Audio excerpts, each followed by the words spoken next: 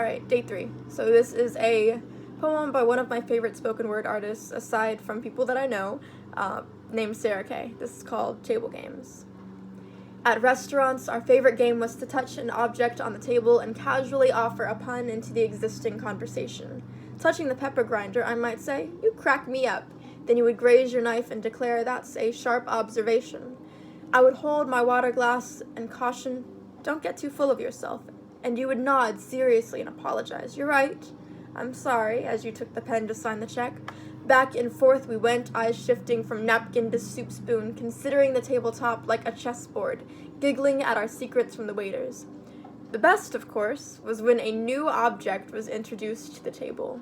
Something surprising or difficult to maneuver into wordplay, something that left us both staring, hard and silent, racing each other's brain to the cleverest quip.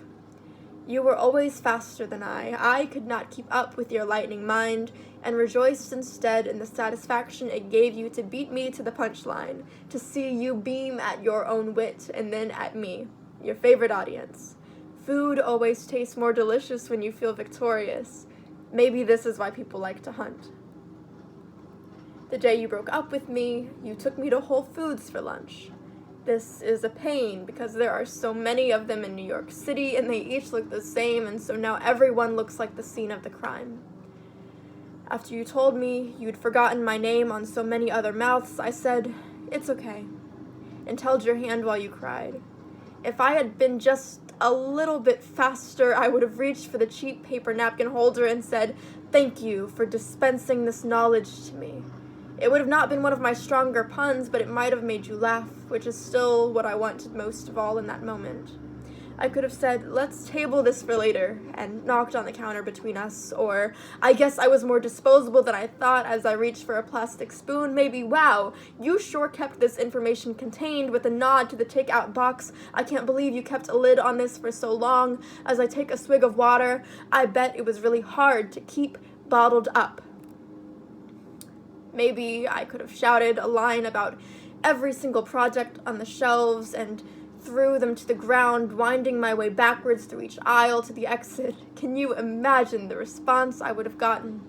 Employees wiping their hands on their green aprons, pausing from shelving the quinoa, turning to see the crazy pun lady go out with a bang.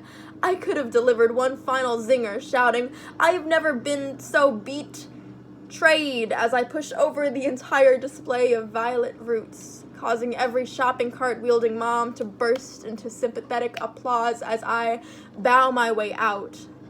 Actually, I doubt anyone could have even noticed. I'm sure wilder things have happened in Whole Foods all the time.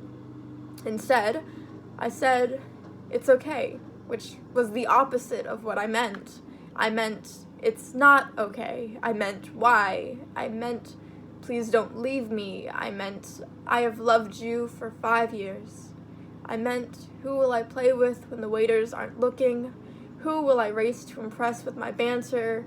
Who will smile at me when he reaches the punchline first, delighted that he has won?"